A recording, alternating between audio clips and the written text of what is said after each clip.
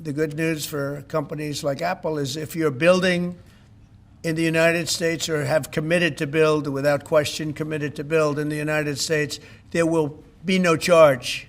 In other words, we're not going to be charging. So a lot of countries, a lot of companies are leaving various other places and they're coming to the United States. So in other words, we'll be putting a tariff on of approximately 100% on chips and semiconductors. But if you're building in the United States of America, there's no charge, even though you're building and you're not producing yet in terms of the big numbers of jobs and all of the things that you're building. If you're building, there will be no charge. So I just want everyone to know that. And I didn't even tell you that inside. We discussed the concept, but I didn't. So it's a big factor. So 100% tariff on all chips and semiconductors coming into the United States. But if you've made a commitment to build, or if you're in the process of building, as many are, there is no tariff. Okay? Today, Apple is announcing that it will invest $600 billion, that's with a B, in the United States over the next 4 years. That's $100 billion more than they were originally going to invest. And this is the largest investment Apple has ever made in America and anywhere else. And it's just an honor to have you. As you know, Apple's been an investor in other countries a little bit. I won't say which ones, but a couple.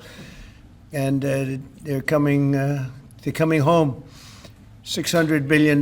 It's the biggest there is.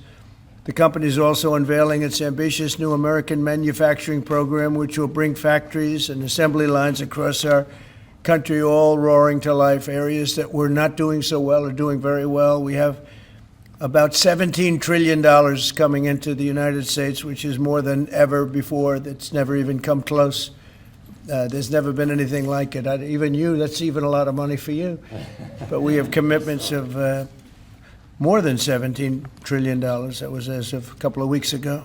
With a 100% expensing on the one big, beautiful bill. In return, we're asking our businesses to invest in America, and they're coming in at levels that we've never seen before. So I don't know when it shows up, but there are a lot of factories and a lot of plants that are either under construction or soon will be starting construction. So can't tell you exactly when, but I want to be around in about a year from now and 2 years from now, because we're going to see an explosion, I think, like this country has never seen before. Earlier this year, we made our largest ever spending commitment, $500 billion to the U.S. over the next 4 years. That's already yielding results. Earlier this year, we broke ground on a new factory in Houston to make advanced AI servers. And just last month, the very first test unit rolled off that factory's line, proudly made in America. President Trump shared some kind words about that work, but he also asked us to think about what more we could commit to doing. And Mr. President, we took that challenge very seriously.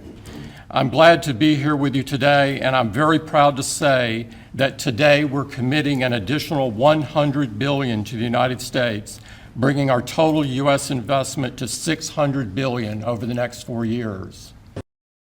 Earlier this year, we saw Apple commit to a $500 billion investment that turned out to be simply a roll-up of investments that their suppliers and they had previously committed, and it was dressed up as if it were something entirely new in order to create a photo opportunity at the White House. Well, the stock is reacting as though we're in this pay-to-play universe where simply offering the White House a press release and a photo opportunity is a sufficient way to buy an exemption from tariffs.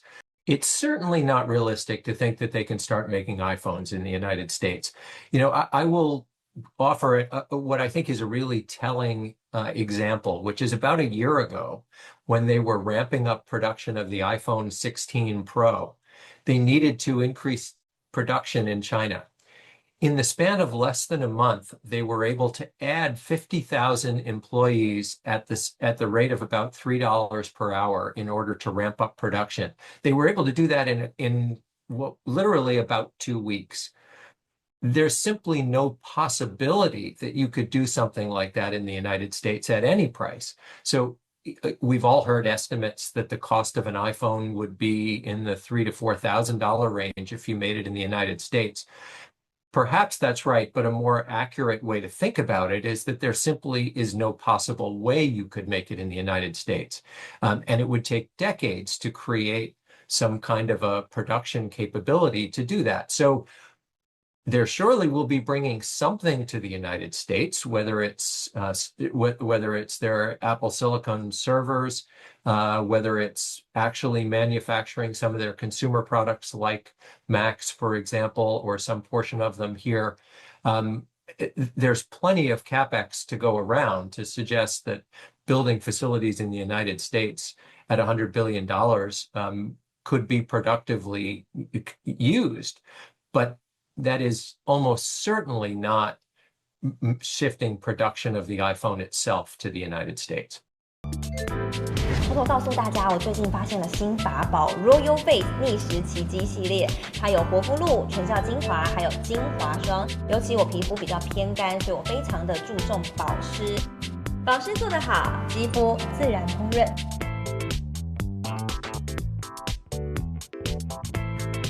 提亮肤色更年轻，抚平皱纹超有感，而且气色变好。用心保养，每天都更美一点。